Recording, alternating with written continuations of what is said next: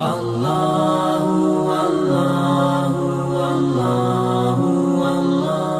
اللہ والصلاۃ والسلام علی رسول اللہ وبعد۔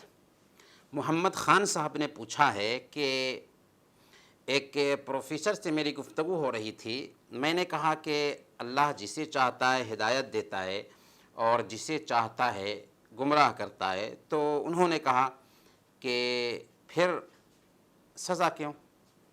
جب اللہ تعالیٰ ہی ہدایت دیتا ہے اور اللہ تعالیٰ ہی گمراہ کرتا ہے تو انسانوں کو سزا کیوں ملے گی؟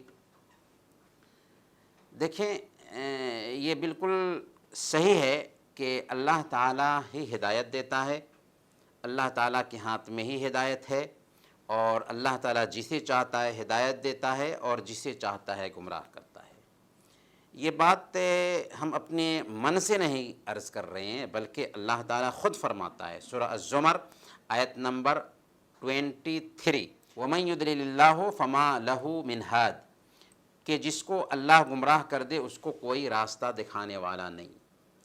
اسی طرح اللہ تعالیٰ فرماتا ہے سورہ الاعراف آیت نمبر 178، مَن يَهْدِ اللَّهُ فَهُوَ الْمُهْتَدِي وَمَن يُضْلِلْ فَأُولَٰئِكَ هُمُ الْخَاسِرُونَ۔ جس کو اللہ ہدایت عطا فرماتا ہے وہ ہدایت پانے والا ہے، اور جس کو گمراہ کر دے وہی لوگ گھاٹا اٹھانے والوں میں سے ہیں۔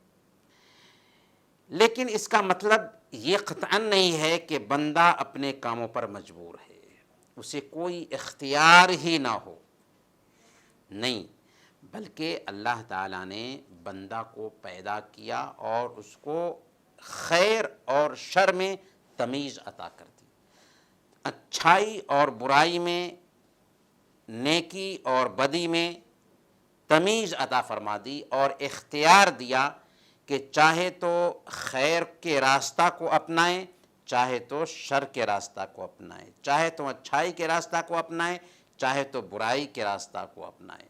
چنانچہ اللہ فرماتا ہے سورہ الانسان آیت نمبر 3، اِنَّا هَدَيْنَاهُ السَّبِيلَ إِمَّا شَاكِرًا وَإِمَّا كَفُورًا، ہم نے اسے راستے کی رہنمائی کر دی، اب چاہے تو وہ شکر گزار بندہ بنے، چاہے تو ناشکرا۔ پھر اس کے ساتھ ساتھ اللہ تعالیٰ نے یہ بھی انتظام کیا کہ نبیوں اور رسولوں کو بھیج دیا تاکہ کسی کے لیے کسی طرح کا کوئی عذر باقی نہ رہے۔ گویا ایک بندے سے اس بات کی مانگ ہے کہ وہ ہدایت کا راستہ اپنائیں، اور اللہ نے اسے عقل دی اور ارادہ دیا، آزاد ارادہ، جس کے ذریعہ وہ خیر اور شر میں چاہے تو تمیز کر سکتا ہے۔ جب بندہ اسباب اختیار کرتا ہے اور اس کے لیے فکر مند ہوتا ہے تو اللہ رب العالمین اسے ہدایت سے سرفراز فرماتا ہے، اسے توفیق ملتی ہے، اور جب بندہ گمراہی کے راستے پر چلتا ہے، ہدایت کے لیے فکر مند نہیں ہوتا، تو اللہ تعالیٰ اسے ہدایت نہیں دیتا۔ اس لیے یہ بات نوٹ کیجئے کہ بندے اپنے اختیار سے بھلائی کا راستہ اختیار کرتے ہیں، اور بندے اپنے چوائس سے برائی کے راستہ کو بھی اپناتے ہیں۔ اللہ رب العالمین اگر بندے کے اندر سچائی کی کھوج دیکھتا ہے تو اسے ہدایت دیتا ہے، اور اگر بندے کے اندر برائی کی کھوج دیکھتا ہے تو اس کو ہدایت نہیں دیتا۔ شیخ ابن عثیمین رحمۃ اللہ علیہ اس سلسلے میں سیر حاصل گفتگو کرتے ہیں، ان کی گفتگو کا خلاصہ ہم آپ کی خدمت میں پیش کر رہے ہیں۔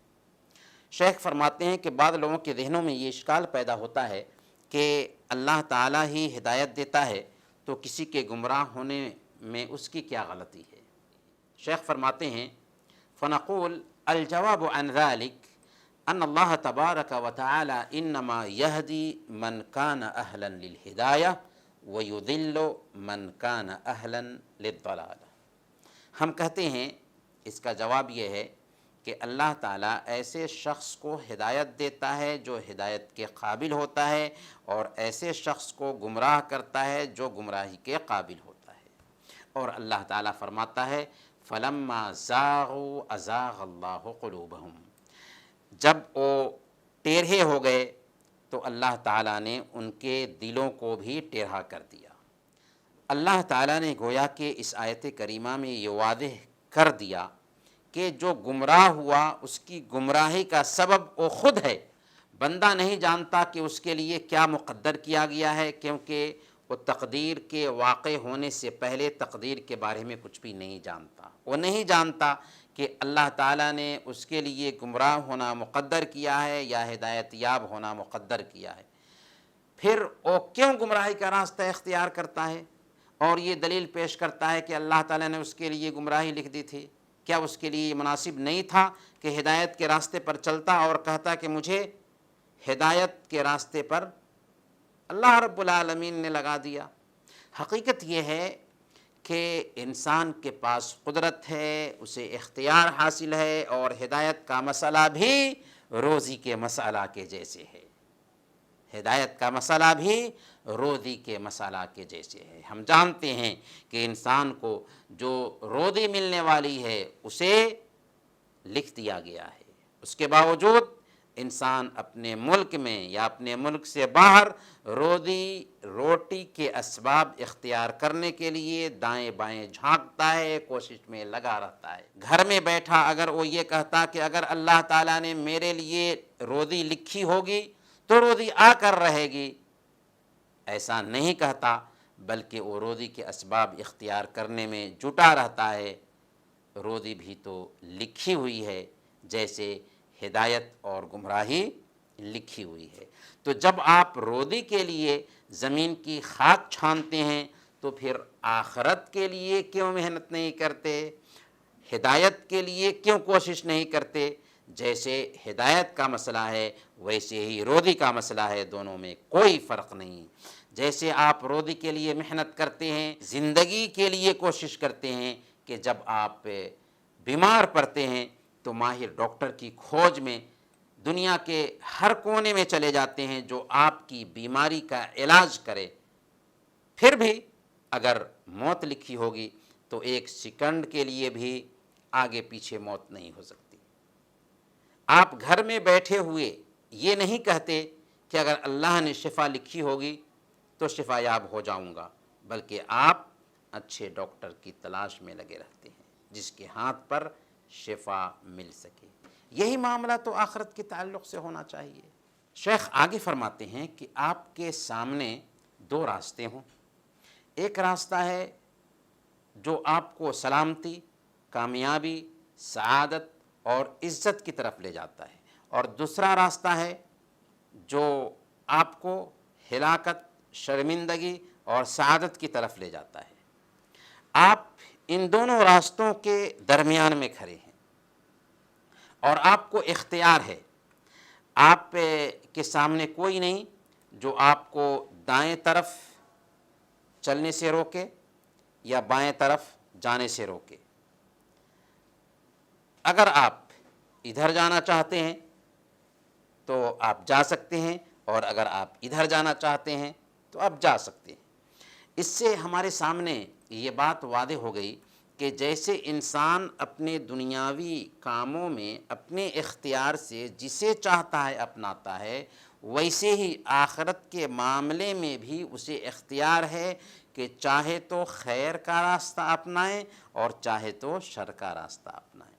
بلکہ آخرت کے راستے تو دنیا کے راستے کے مقابلہ میں بہت زیادہ واضح بھی ہیں، کیونکہ آخرت کے راستوں کو بیان کرنے والا اللہ ہے، جس نے اپنی کتاب میں اور اپنے نبی کی زبانی کھول کھول کر اس راستے کو بیان کر دیا ہے۔ لہذا آخرت کا راستہ دنیا کے راستوں کے مقابلے میں بہت واضح اور روشن ہونا چاہیے۔ اس کے باوجود انسان دنیا کے راستے پر چلتا ہے جس کے نتیجہ کی اسے گارنٹی نہیں ہوتی، لیکن آخرت کے راستے کو چھوڑ دیتا ہے جس کا نتیجہ اسے معلوم ہے، کیونکہ یہ اللہ کا وعدہ ہے اور اللہ وعدہ خلافی نہیں کرتا۔ یہ رہی تفصیل شیخ ابن عثیمین رحمۃ اللہ علیہ کی۔ خلاصہ یہ سمجھیں کہ ہدایت کا مالک واقعی اللہ تعالیٰ ہے، اور ہدایت اللہ رب العالمین ہی دیتا ہے، لیکن ہدایت اس کو دیتا ہے جسے ہدایت کی تلاش ہوتی ہے، اور گمراہ اس کو کرتا ہے جو گمراہی کے راستے پر چلتا رہتا ہے اور ہدایت کی کھوج میں نہیں لگتا۔ گویا کہ اللہ تعالیٰ کسی کو فورس کر کے ہدایت کے راستے پر نہیں لاتا۔ لہذا ہدایت اور جنت میں داخل ہونے کا سبب نیک عمل ہے، انسان کا اپنا نیک عمل ہے۔ اسی لیے اللہ تعالیٰ نے جنتیوں کے بارے میں کیا فرمایا؟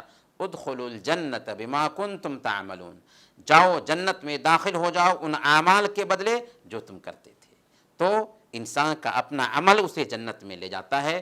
اسی طرح جہنم میں داخلہ کا سبب گناہوں کا ارتکاب ہے اور اللہ کی اطاعت سے اعراض ہے۔ چنانچہ اللہ نے جہنمیوں کے بارے میں فرمایا وَذُوقُوا عَذَابَ الْخُلْدِ بِمَا كُنْتُمْ تَعْمَلُونَ، کہ اپنے کیے ہوئے اعمال کی شامت سے ابدی عذاب کا مزہ چکھو۔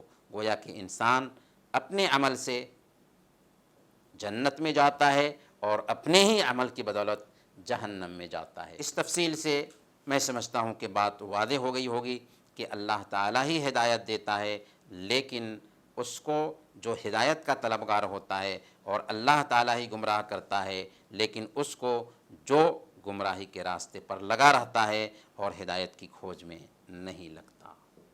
وصلی اللہ علی نبینا محمد وعلی آلہ وصحبہ اجمعین۔